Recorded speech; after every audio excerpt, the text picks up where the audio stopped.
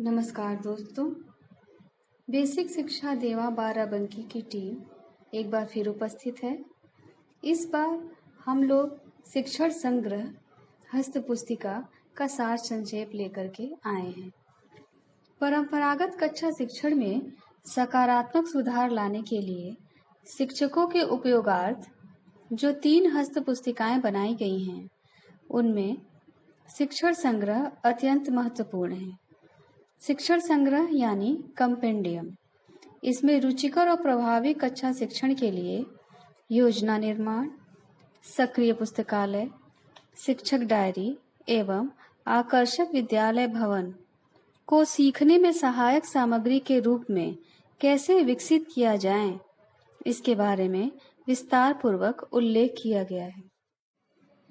शिक्षण संग्रह हस्त पुस्तिका को 6 मुख्य भागों में विस्तृत रूप से बनाया गया है। इस वार्ता में हम केवल प्रथम 2 भागों की ही चर्चा करेंगे। प्रथम भाग में शिक्षण संग्रह की अवधारणा एवं आवश्यकता को समझाया गया है। दूसरे भाग में इंक्लूजन्स ऑफ कंपेंडियम यानी शिक्षण संग्रह की अंतर वस्तुएं जैसे प्रभावी शिक्षण किस प्रकार हो, शिक्षण योजना की आवश्यकता एवं स्वरूप और इसका लर्निंग आउटकम से संबंध बताया गया है। लर्निंग आउटकम प्राप्त करने के लिए विद्यालय से जुड़ी हर वस्तु एवं विचार को इसमें शामिल किया गया है। भाग 1 शिक्षण संग्रह अवधारणा एवं आवश्यकता। शिक्षण संग्रह क्या है? शिक्षण संग्रह या कंपेंडियम सूचनाओं का एक संग्रह है जो आकर्षक स्कूल परिसर, शिक्षण कौशलों, शिक्षण योजनाओं, लर्निंग आउटकम्स, लाइब्रेरी, लैबोरेटरीज जैसे कारकों के बारे में है, जिसका असर हमारे प्रतिदिन के कक्षा शिक्षण पर पड़ता है। शिक्षण संग्रह का उपयोग हम कुछ इस तरह कर सकते हैं। इसकी शिक्षण योजनाओं का विषयवार प्रयोग करके, विभिन्न विषयों के लिए दी गई गतिविधियों का प्रयोग करके, कक्षा एवं विषय के अनुसार दी गई लर्निंग आउटकम्स और आकलन विधियों का संदर्भ लेके, विद्यालय परिसर को बच्चों के सीखने के साधन के रूप में विकसित करने का संदर्भ लेके, पुस्तिका में दी गई व्यक्तित्व विकास गतिविधियों का प्रयोग करके, शिक्षकों की व्यावसायिक दक्षता के विकास के लिए दी गई वेबसाइट्स, लिंक्स, साहित्य एवं हेल्पलाइन का प्रयोग करके, प्रधानाध्यापकों के लिए विद्यालय नेतृत्व की जानकारी का प्रयोग करके इत्यादि। हम शिक्षक यही चाहते हैं कि बच्चे सहज रूप में आनंद का अनुभव करते हुए सीखें।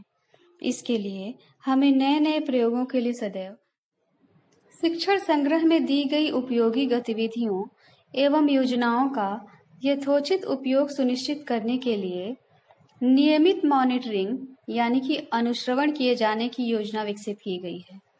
इसमें ब्लॉक स्तर पे एकेडमिक रिसोर्स पर्सन द्वारा प्रेरणा ऐप के माध्यम से पूर्णकालिक अनुश्रवण, जिले स्तर पर गठित टास्क फोर्स द्वारा नियमित अनुश्रवण, प्रदेश स्तर पर परीक्षाएं आयोजित कराना एवं खंड शिक्षा अधिकारी द्वारा नियमित पर्यवेक्षण आदि शामिल है। भाग 2 में इंक्लूजन्स ऑफ कंपेंडियम का वर्णन है। Professor N.K. जंगीरा जो NCERT के department of teachers education and special education के हेड पर रह चुके हैं, उन्होंने अपनी पुस्तक प्रभावी शिक्षण में स्पष्ट रूप से लिखा है कि बच्चों के होलिस्टिक डेवलपमेंट में संज्ञानात्मक विकास, भावनात्मक विकास तथा क्रियात्मक विकास होना चाहिए और इसके लिए शिक्षण का प्रभावी होना अति आवश्यक है। प्रभावी शिक्षण को उन्होंने अंग्रेजी वर्णमाला के 26 अक्षरों द्वारा प्रस्तुत किया है। प्रभावी शिक्षण के ये 26 तरीके एक दूसरे से क्रमबद्धता के रूप में प्रभावी शिक्षण की सीढ़ी पर प्रदर्शित किए गए हैं। प्रभावी शिक्षण की सीढ़ी बच्चों के अधिगम को स्थायी बनाने के लिए चरणबद्ध तरीके से प्रयोग की जा सकती है। इसमें से हर एक लेटर यानी वर्ण को पुस्तिका में चरणबद्ध तरीके से बताया गया है, जैसे A for active involvement, B for busy classroom, C for cooperative learning, D for demonstration, E for expectations, F for feedback, G for goal setting, H for humor, I for individual needs, J for journal of learning, K for knowing the learner, L for linking learning, M for management of resources, N for negotiation, O for outdoor learning, P for praising and encouraging, Q for quiz, R for responsibility for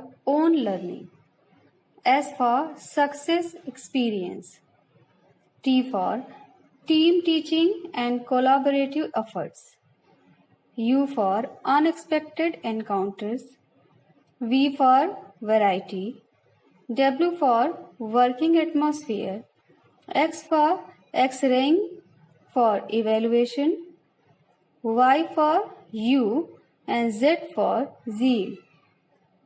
इनमें से हर एक चरण का उदाहरण पूर्वक वर्णन किया गया है।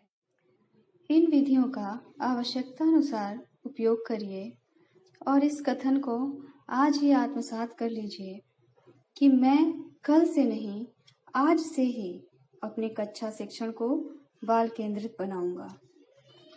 शिक्षण योजना, इसका प्रयोग करने से सीखने सिखाने की प्रक्रिया चरणबद्ध हो जाती है, अतः हमारा काम आसान हो जाता है और कक्षा का माहौल भी रुचिकर रहता है। इससे बच्चे उत्साहित रहते हैं और निर्धारित लर्निंग आउटकम हासिल कर पाते हैं। शिक्षण योजना बनाने के कुछ प्रमुख बिंदु इस प्रकार हैं। निश्चित लर्निंग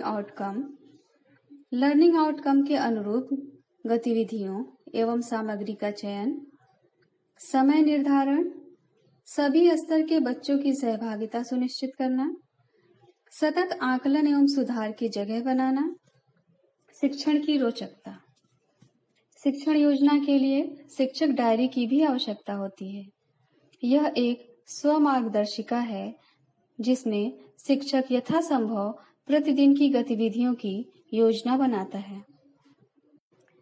इन विधियों का आवश्यकता अनुसार उपयोग करिए और इसके स्वरूप के बारे में पुस्तिका में बहुत विस्तार से बताया गया है। इसके हर एक भाग का महत्व और विवरण दिया गया है। शिक्षक डायरी में शिक्षण योजना के लगभग 100 पृष्ठों की जगह होनी चाहिए। शिक्षक द्वारा साप्ताहिक कार्य के विवरण को भी डायरी में स्थान मिलना है। इसका प्रारूप भी पुस्तिका में दिया गया है। इसके 50 पन्ने संलग्न होंगे। इसके अतिरिक्त शिक्षक अपनी टिप्पणियों के लिए भी 10 पृष्ठ रखेंगे। पुस्तिका में शिक्षण योजना का आधार लर्निंग आउटकम को मानकर इसके हर पहलू को कक्षावार एवं विषयवार समझाया गया है, जिसे हम लोग भी पहले ध्यानाकर्षण मॉड्यूल में बता चुके हैं। पुस्तिका में एक अत्यंत महत्वपूर्ण अवयव है विद्यार्थीवार लर्निंग आउटकम तालिका। इसमें यह स्पष्ट रूप से दिखाया गया है कि बच्चे ने कौन सा लर्निंग आउटकम किस तिथि में अर्जित कर लिया है और उनका अंकन भी किया जाना है। प्रधानाध्यापक हर सप्ताह 10 बच्चों की प्रगति की जांच कर सुनिश्चित करेंगे कि उक्त तालिका में बच्चों की प्रगति सही रूप से दर्ज की जा रही है। प्रेरणा लक्ष्य में दिए गए संप्राप्ति आधारित प्रगति विवरण का स्वरूप भी पुस्तिका में दिया गया। आगे उन अवयवों पर चर्चा की गई है जो बच्चों के संज्ञानात्मक एवं सह संज्ञानात्मक पक्षों के लर्निंग आउटकम्स को प्राप्त करने में मदद करते हैं। इनमें से सबसे पहला है शिक्षण योजना, जिसकी चर्चा हम पहले ही कर चुके हैं। दूसरा समय सारणी, तीसरा ICT, चौथा विद्यालय भवन। विद्यालय भवन को पुस्तिका में building as a learning aid BALA कहा गया है, यानी बाला। इसके अंतर्गत पुस्तकालय, प्रयोगशालाएं, TLM एवं लर्निंग किट्स, इसके अतिरिक्त बैठक व्यवस्था, शैक्षिक नवाचार, गतिविधि आधारित शिक्षण, परिवेशीय संसाधनों का प्रयोग, सामुदायिक सहयोग का प्रयोग आदि वर्णित किया गया है। शिक्षण संग्रह पुस्तिका का शेष और आखिरी भाग हम लोग अगली वार्ता में लेके आएंगे।